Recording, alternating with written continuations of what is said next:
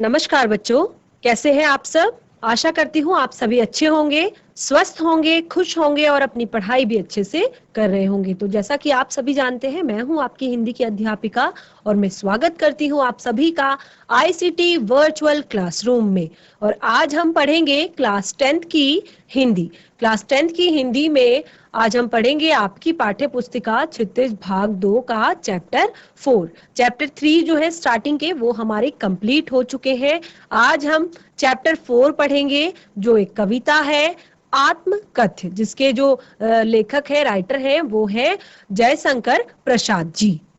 कविता को शुरू करने से पहले हम जयशंकर प्रसाद जी के जीवन के बारे में थोड़ा सा चीजें जान लेते हैं, उनका जीवन परिचय जान लेते हैं कि किस तरह का उनका जीवन रहा है।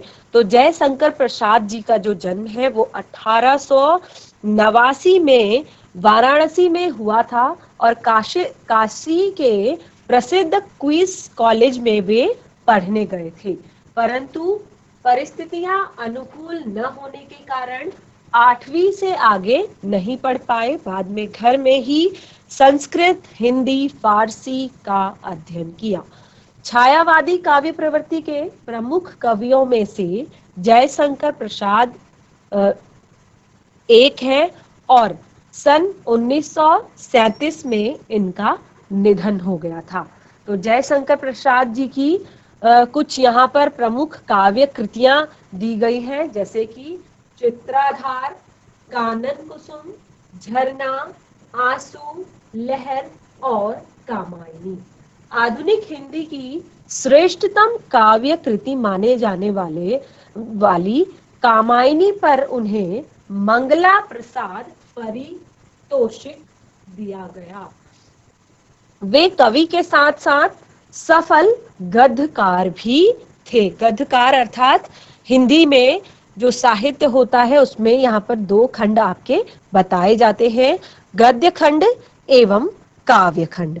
तो गद्य खंड के अंतर्गत हम कहानी पढ़ते हैं, किसी भी लेख के को पढ़ते हैं, संस्मरण को पढ़ते हैं, यात्रा वृतांत को पढ़ते हैं, या अपनी कहानी जो होती है उसको हम गद्य खंड के अंतर्गत पढ़ते हैं। लेकिन काव्य खंड के अंतर्गत हम क्या पढ़ते हैं? काव्य खंड के अंतर्गत हम कविताएं पढ़ते हैं।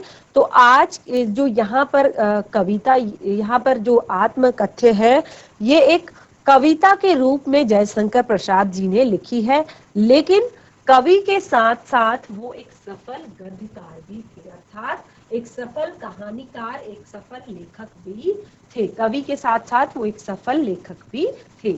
अजात शत्रु, चंद्रगुप्त, स्कंदगुप्त और ध्रुव स्वामिनी उनके नाटक हैं। उन्होंने बहुत सारे नाटक भी लिखे, तो जिनके नाम इस तरह से यहाँ पर दिए गए हैं।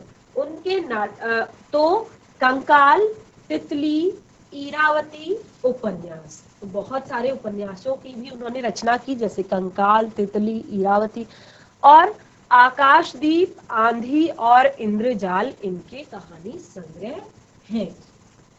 तो इस तरह जयशंकर प्रसाद जी का जो ये छोटा सा जीवन परिचय हमने पढ़ा, आपकी पाठ्य पुस्तिका में बहुत अच्छे से विस्तृत तरीके से जीवन परिचय जयशंकर प्रसाद जी का दिया गया है। तो आप इसमें से बाकी चीजें उनके जीवन के बारे में पढ़ सकते हैं कि किस तरह की उनकी भाषा शैली रही है, किस तरह उन्होंने अपने जीवन में संघर्ष करके अपनी सारी चीजों को हासिल किया। आगे बढ़ते हैं और शुरू करते हैं आज की जो कविता है, आत्मकथ्य। तो आत्मकथ्य कविता, जैसे कि मैंने आपको बताया, जयशंकर प्रसाद जी के जो मित्र हैं वो उनसे कह रहे हैं कि आप आत्मकथा लिखिए, अर्थात अपने बारे में लिखिए। तो जयशंकर प्रसाद जी अपनी आत्मकथा को नहीं लिखना चाहते हैं, अपने बारे में वो नहीं लिखना चाहते हैं। तो उनके जो मित्र हैं वो उनसे बार बार निवेदन कर रहे हैं, बार बार कह रहे हैं। तो उनका मान रखते हुए जयशंकर प्रसाद जी ने इस काव्य की रचना की है। इस काव्य में उन्होंने जीवन के प्रति अपने अनुभव का वर्णन किया है। तो बच्चों, ये जो कविता है बहुत कुछ हमें सिखाने वाली है, क्योंकि अक्सर क्या होता है कि हम जो व्यक्ति होता है वो अनुभव से ज्यादा सीखता है। तो किस प्रकार जयशंकर प्रसाद जी ने अपने जीवन में हुए अनुभवों को यहाँ पर अनुभवों का यहाँ पर वर्णन किया है। तो बहुत सारी चीजें हमें भी उनके जीवन से सीखने को मिलेंगी, उनके जीवन से समझने को मिलेंगी।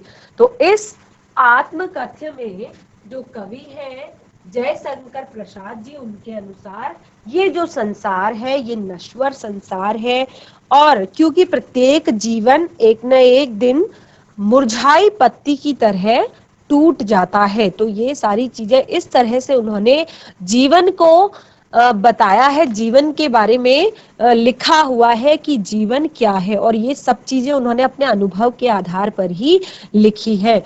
तो शुरू करते हैं कविता, बिल्कुल ध्यान से सुनिए, समझने की कोशिश कीजिए। मधुप गुनगुना कर कह जाता कौन कहानी यह अपनी। तो यहाँ पर कवि कहते हैं कि मधुप गुनगुना कर कह जाता कौन कहानी यह अपनी, मुरझा कर गिर रही पत्तियां देखो कितनी आज घनी। तो कवि यहाँ पर अपने मन को, कवि ने इन पंक्तियों में जो आत्मकथ्य की प्रथम 2 पंक्तियां हैं, इन पंक्तियों में कवि ने अपने मन को किसकी संज्ञा दी है? मधुप। मधुप अर्थात भंवरे की संज्ञा दी है। कवि ने किसकी संज्ञा दी है अपने मन को?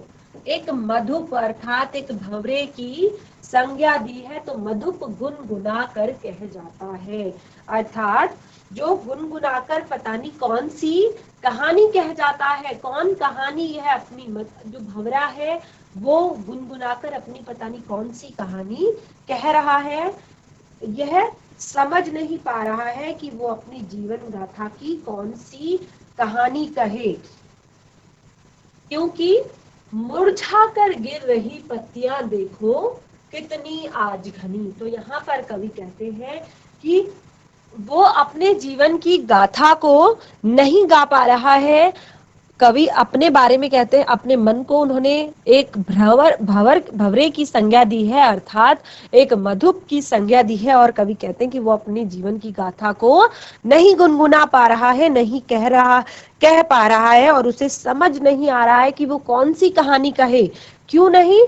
क्योंकि मुरझा कर गिर रही पत्तियां देखो कितनी आज घनी, अर्थात उसके सामने ही, उसके समीप ही बहुत सारे पत्ते जो है वो गिर रहे हैं मुरझाकर रोज रोज। यानी कि जीवन को पत्ते रूपी जो जीवन है उसको नश्वरता का प्रतीक बताया है। जीवन रूपी पत्ते को नश्वरता का प्रतीक बताया है, अर्थात जिस तरह पत्तियां भले ही पुष्पों से, पेड़ भले ही पत्तियों से लदा हुआ हो, लेकिन एक न एक दिन वो अपने निश्चित, जब उसका समय आता है उस समय वो मुरझाकर पीला पड़कर नीचे गिर जाती है। ठीक उसी तरह यहाँ पर कवि कहते हैं कि मनुष्य का जो जीवन है वो भी एक न एक दिन समाप्त हो जाना है। तो कौन सी कहानी मैं लिखूं? किस कहानी की बात आप कर रहे हो? एक न एक दिन तो ये सब कुछ समाप्त हो जाना है। इस गंभीर अनंत नीलिमा में असंख्य जीवन इतिहास यह लोग करते ही रहते हैं अपना व्यंग मलिन उपहास। इस गंभीर अनंत नीलिमा में, अर्थात कवि के अनुसार ये जो अनंत नीलिमा किसे कहा है?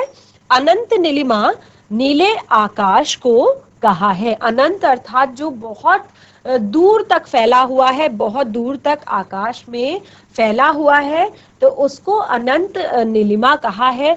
और में ऐसे में क्या होता है कि असंख्य लोगों ने अपने जीवन के इतिहास को लिखा है। बहुत सारे लोगों ने, असंख्य लोगों ने।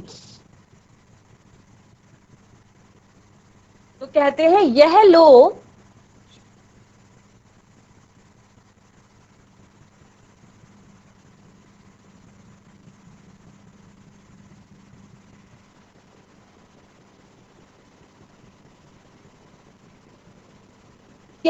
करते ही रहते हैं अपना व्यंग मलिन उपहास, अर्थात जो ये नीला आकाश है, जो ये नीला आकाश अनंत तक फैला हुआ है, यहाँ पर असंख्य लोग यानी कि बहुत सारे लोग अपने जीवन इतिहास को लिखते रहते हैं। तो यहाँ पर पृथ्वी की बात हो रही है, इस धरती की बात हो रही है कि इस नीले आकाश के तले असंख्य लोग अपने जीवन को के इतिहास को लिखते हैं। और अब उस जीवन के इतिहास को पढ़कर कवि को ऐसा लग रहा है, ऐसा प्रतीत हो रहा है मानो अगर उन्होंने अपनी आत्मकथा लिखी तो उन्हें स्वयं की आत्मकथा को लिखकर खुद का मजाक उड़ाया है। अर्थात उन्हें ये लगता है कि जो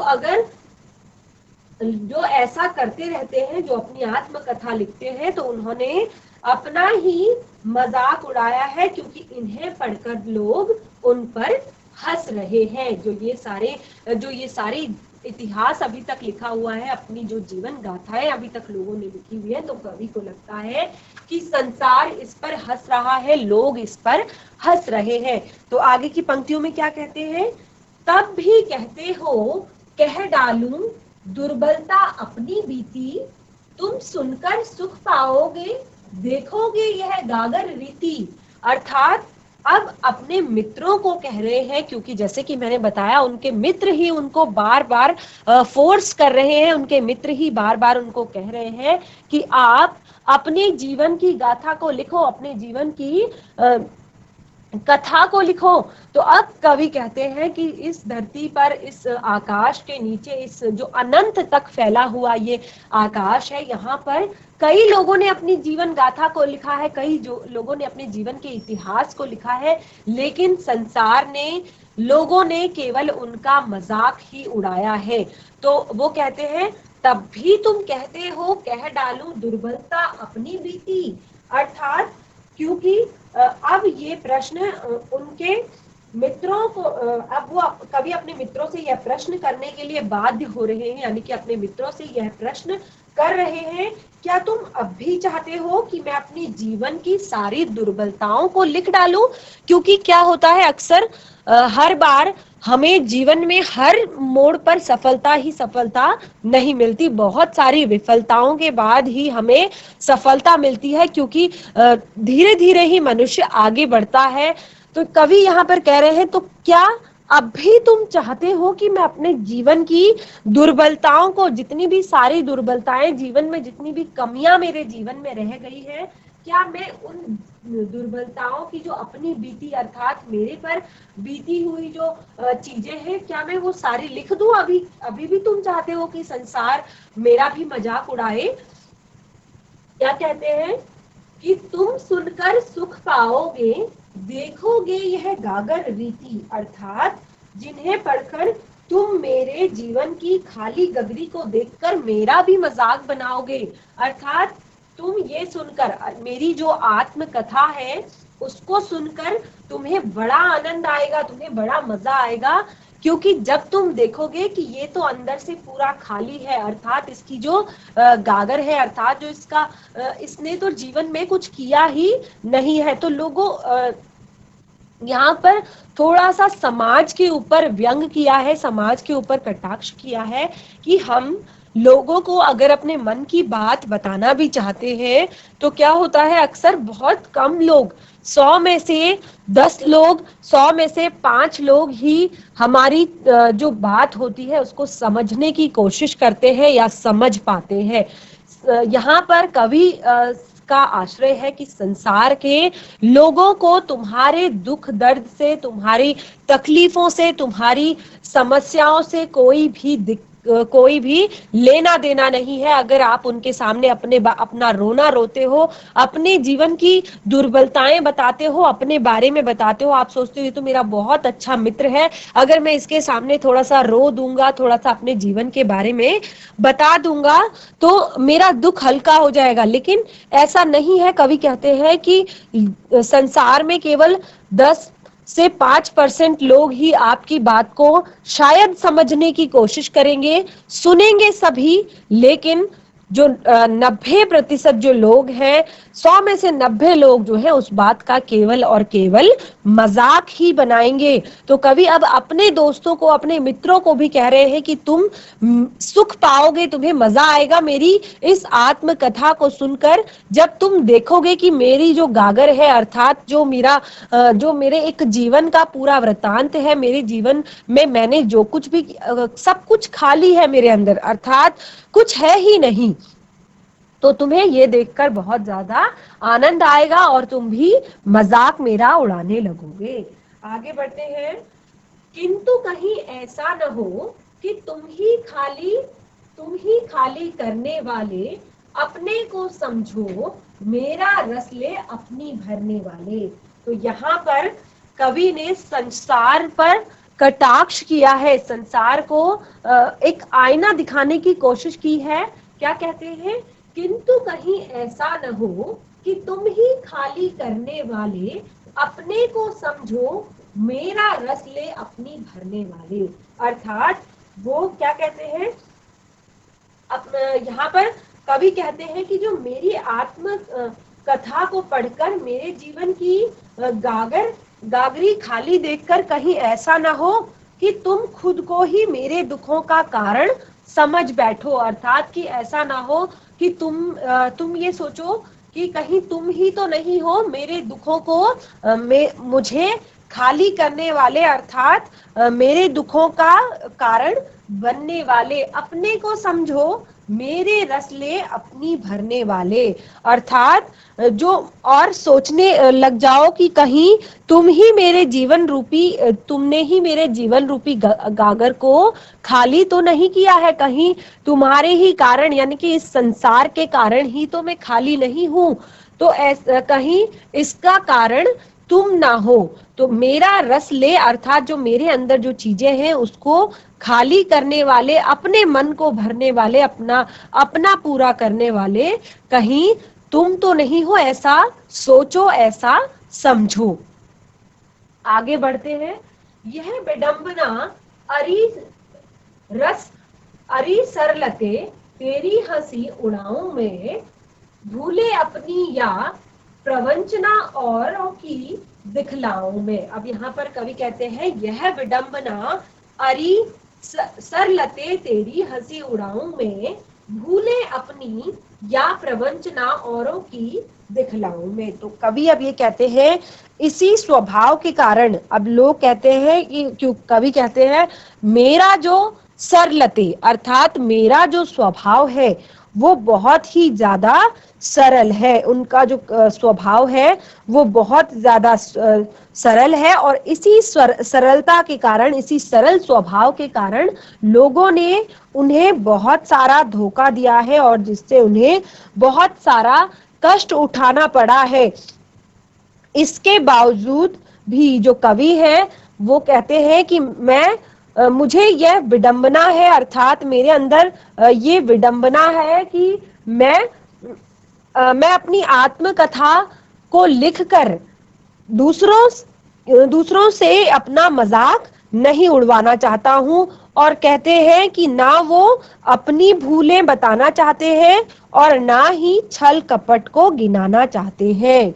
तो यहाँ पर कवि कह रहे हैं कि जैसे कि पहली पंक्ति में उन्होंने अपने मित्रों से कहा कि कहीं ऐसा तो नहीं कि मुझे खाली करने वाले, मेरे अंदर ये दुख भरने वाले, मुझे जीवन में कुछ ना करने देने वाले, कहीं तुम ही तो नहीं हो कि मेरे अंदर से सारी चीजें लेकर तुम अपने अंदर भरने वाले, तुम ही तो नहीं हो। अब ये सारी चीजें उन्हें पता है, क्योंकि कभी यहाँ पर आपको पता चल रहा है कि बहुत ज्यादा सरल स्वभाव के हैं और अपने सरल स्वभाव का वो मजाक उनसे, अपने मित्रों से या संसार से नहीं उड़वाना चाहते हैं। और वो कहते हैं कि मैं अपनी लोग ना तो अपनी वो भूलना चाहते हैं और ना ही लोगों को वो छल कपट गिनवाना चाहते हैं जो उनके साथ दिखलाया है। देखिए, भूले अपनी या प्रवंचना औरों की दिखलाओं में, या जो अपने आप को, क्योंकि लोगों को नहीं समझ में आता है कि वो क्या कर रहे हैं दूसरों के साथ, और उनको कुछ नहीं पता, वो अपनी तो भूल बैठे हैं। या फिर मैं दूसरों, कवि कहते हैं या तो मैं दूसरों की प्रवंचना दिख रहा हूँ, अर्थात जो भी प्रवंचना अर्थात छल कपट लोगों ने उनके साथ किया है, तो जो अत्याचार जो जो लोगों की वजह से जो उन्हें सहना पड़ा है, तो मैं उसको नहीं दिखलाना चाहता, मैं उसे नहीं संसार के सामने लाना चाहता। अगली पंक्तियां है, उज्जवल गाथा कैसे गाऊं मधुर चांदनी रातों की, अरे खिलखिलाकर हंसते होने वाली उन बातों की। अब कवि कहते हैं कि उज्जवल गाथा कैसे गाऊं मधुर चांदनी रातों की, और कि क्या कह रहे हैं आगे, अरे खिलखिलाकर हंसते होने वाली उन बातों की, अर्थात जीवन भर कवि ने जो भी हसीन लम्हे, जो भी अच्छा जो वक्त बिताया है, अच्छा जो टाइम उन्होंने स्पेंड किया है, व्यतीत किया है, तो अब कहते हैं कैसे गाऊं मैं उस समय की उज्जवल उज्जवल गाथा को, अर्थात अब वो उस समय की बात कर रहे हैं जब वो उन्होंने अपने प्रियजनों के साथ जिस समय को व्यतीत किया था, उस समय की बात कर रहे हैं कि मैं कैसे गाऊं उस उज्जवल गाथा को जो मधुर चांदनी रातों में हुआ करती थी, और खिलखिलाकर हंसकर की गई जो मीठी बातें हैं, जो उनके निजी अनुभव है। अभी तक उन्होंने लोगों के बारे में बताया कि मैं लोगों की जो कारण मुझे सहना पड़ा, उसको कैसे मैं लिखूं। सबसे पहले वो अलग अलग तरीके से अपने मित्रों को बताने की कोशिश कर रहे हैं। सबसे पहले कहते हैं कि लोग मजाक उड़ाते हैं, ऐसे जो आत्मकथा लिखता है या अपना इतिहास लिखता है, उसका लोग मजाक ही उड़ाते हैं और कुछ नहीं होता। दूसरा कहते हैं कि ठीक है, अगर मैं लिख भी दूं तो क्या लिखूं, कि आप लोगों ने ही मुझे कष्ट दिए हैं, आप ही मुझे खाली करने वाले हो।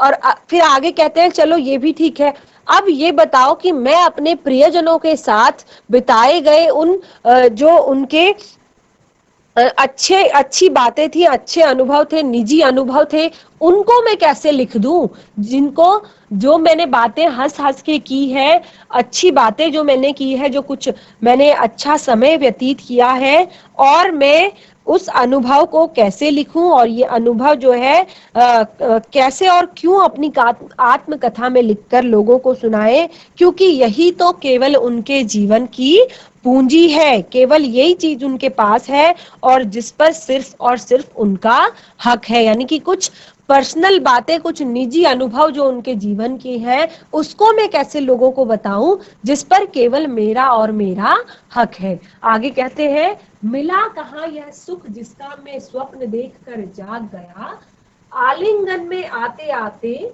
मुंह सिखियाकर जो भाग गया। तो अभी यहाँ पर कवि कहते हैं कि मिला कहाँ वह सुख जिसका मैं स्वप्न देखकर जाग गया। यानी कि जीवन भर कवि ने जिन सुखों की कल्पना की थी, और अब जिन सुखों के बारे में सोचकर कभी कभी कवि जग जाते हैं, अर्थात जिन चीजों के बारे में वो जीवन भर सोचते रहे, जिन सुखों की कल्पना वो जीवन भर करते रहे, अब वो उनको स्वप्न में देखकर कभी कभी झटके से उठ जाया करते हैं, खड़े हो जाया करते हैं। आलिंगन में आते आते मुंह सिखियाकर जो भाग गया, अर्थात क्योंकि उनको कभी भी वो सारे सुख नहीं मिले, तो अभी भी स्वप्न में वो अचानक उठकर जाग जाते हैं। और कवि कहते हैं, जब मैं कभी अपने हाथों को फैलाकर उनको, अपनी कल्पनाओं को, अपने सपनों को, अपने प्रियतम को गले लगाना चाहता हूं, अपने हाथों को फैलाकर जब मैं उनको गले लगाकर भाग जाता हूं, तो तब उनका जो प्रियतम है, उनकी जो प्रियतमा है, वो मुंह सिकियाकर अर्थात मुस्कुराकर भाग जाया करती है। तो ये अपने सपनों की बात बता रहे हैं कि मुझे वो सारे सुख जीवन में नहीं मिले, और उन सुखों के बारे में सोचकर मैं आज भी नींद में जागकर खड़ा हो जाता हूं। और अक्सर ऐसा होता है कि जब मैं हाथ फैलाकर उनको अपने उनको अपने गले लगाना चाहता हूँ और उन सुखों को अपनी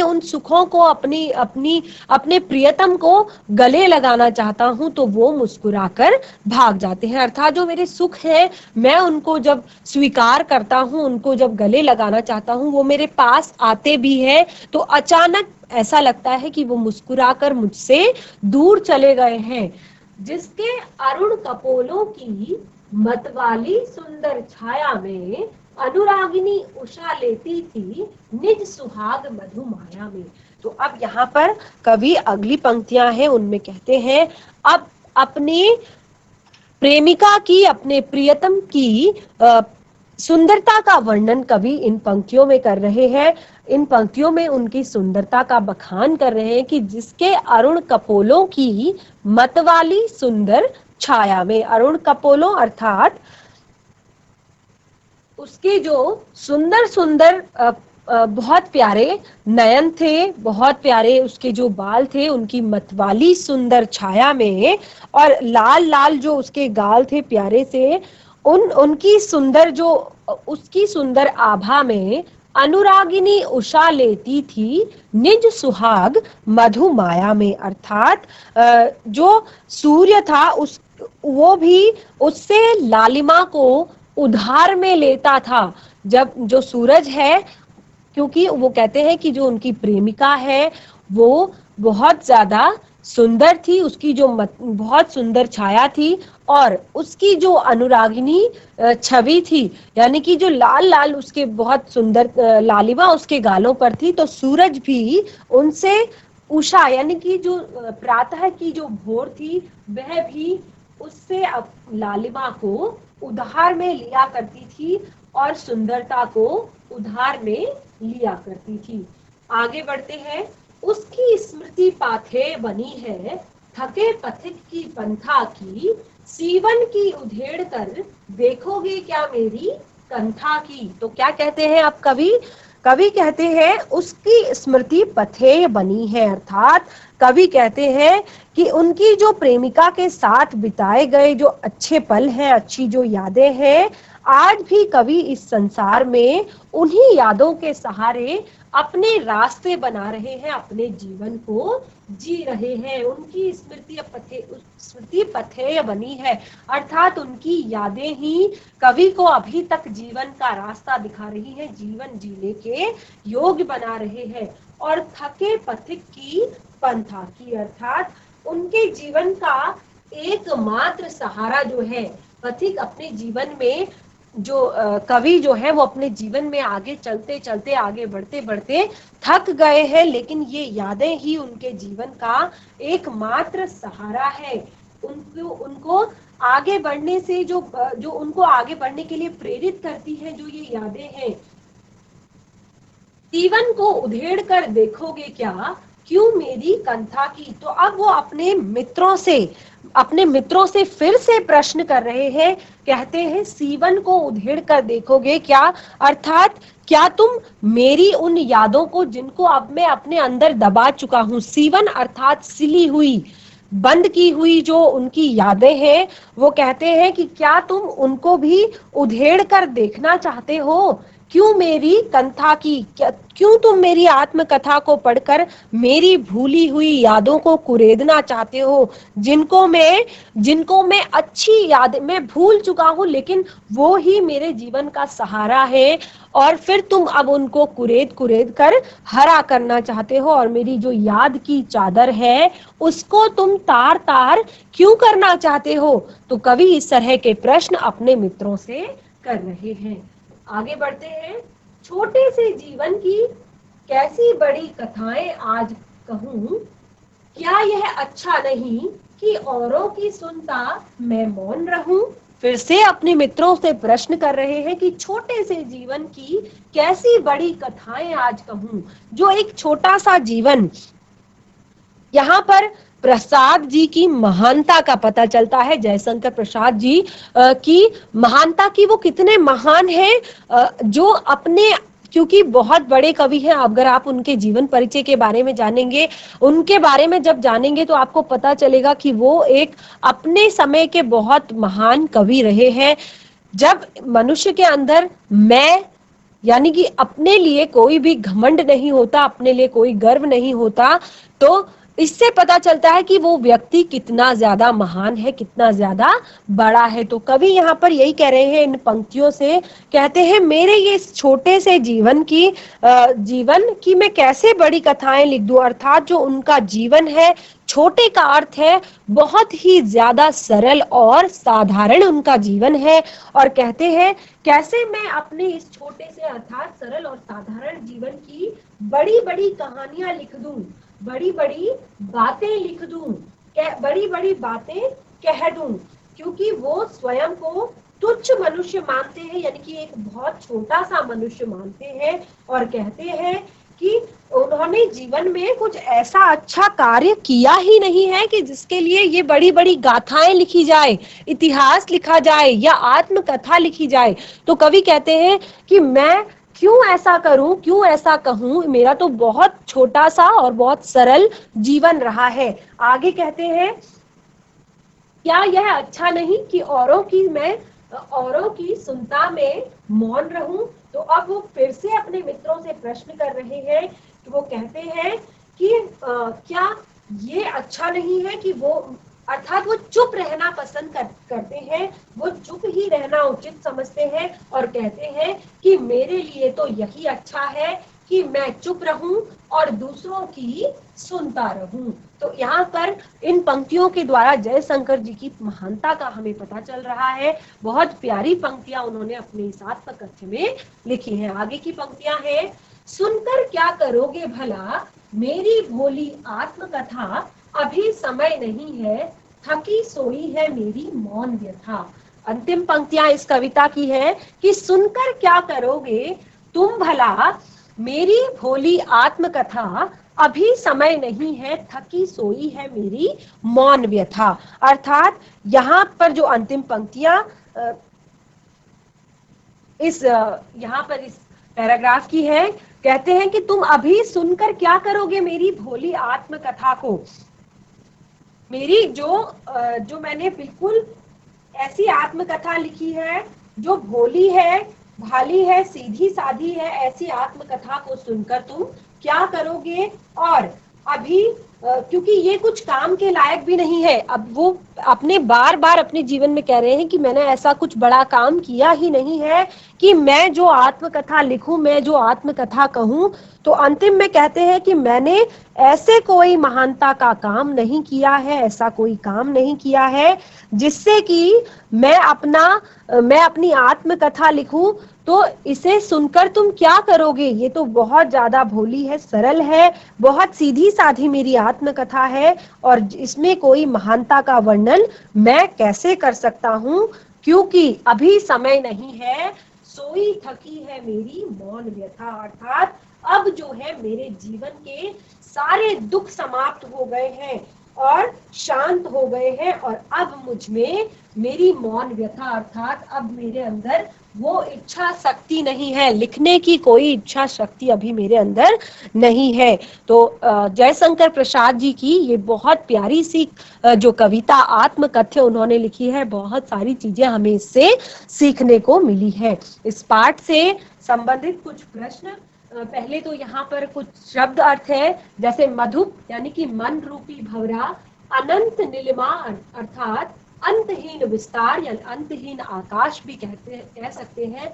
व्यंग मलिन अर्थात खराब ढंग से निंदा करना, गागर रीति अर्थात ऐसा मन जिसमें कोई भाव नहीं है, गागर अर्थात खाली, घड़ा भी कह सकते हैं, रीति का अर्थ होता है खाली, तो खाली घड़ा भी इसको कह सकते हैं। प्रवंचना अर्थात धोखा या फिर कोई छल कपट, मुस्कियाकर अर्थात मुस्कुराकर, अरुण कपोल लाल गाल, अनुरागिनी उषा अर्थात प्रेम भरी भोर। तो जो प्रेम भरी भोर सुबह जो होती थी वो भी उनकी प्रेमिका के अरुण कपोलों की जो लालिमा है उससे उधार लेती थी। स्मृति पथे अर्थात स्मृति रूपी संबल जो होता है, पाथे अर्थात जो उनके लिखे गए बहुत सारे जो चीजें हैं, पंथा अर्थात रास्ता या राह तथा अंतर बर्मन और गुडरी। पाठ से जुड़े हुए कुछ प्रश्न हैं। कवि आत्मकथा लिखने से क्यों बचना चाहते हैं? तो कवि आत्मकथा लिखने से क्यों बचना चाहते हैं? क्योंकि वो कहते हैं कि उनकी आत्मकथा में कुछ भी विशेष नहीं है, कुछ भी बहुत बड़ा नहीं है। आत्मकथा सुनाने के समय में संदर्भ में अभी समय नहीं है, ऐसा कवि ने क्यों कहा? क्योंकि अब वो कहते हैं कि उनकी जो इच्छा शक्ति है वो समाप्त हो गई है। तो इस तरह से इस पाठ के कुछ प्रश्न यहाँ पर दिए गए हैं, आप कोशिश कीजिए। ये आपका आज का होमवर्क है। बहुत अच्छे से मैंने आप लोगों को एक्सप्लेन करने की कोशिश की है। अगर आपको पाठ के प्रश्नोत्तर करने में कोई दिक्कत परेशानी होती है तो आप मुझे चैट के माध्यम से बता सकते हैं, क्योंकि अभी समय हमारे पास कम है। अगर कोई भी दिक्कत होती है तो उसको हम अगले सेशन में कंप्लीट करेंगे। तो बच्चों, जयशंकर प्रसाद जी द्वारा लिखी गई ये कविता आत्मकथ्य बहुत ही ज्यादा प्रेरणादायक थी, बहुत ही ज्यादा प्यारी है। और चूंकि मैंने बताया ये आपकी परीक्षाओं की दृष्टि से भी बहुत महत्वपूर्ण है और ये बहुत आसान भाषा में, सरल भाषा में यहाँ पर लिखकर हमको समझाई गई है। तो आशा करती हूँ कि आज का सेशन, आज की कविता आपको अच्छी लगी होगी। पाठ से जुड़े हुए जो प्रश्न हैं उनको आप सॉल्व करने की कोशिश कीजिए। आज का जो सेशन है वो यहीं पे समाप्त होता है। मिलेंगे नए सेशन में नए पाठ के साथ। तब तक के लिए धन्यवाद। आपका दिन शुभ हो।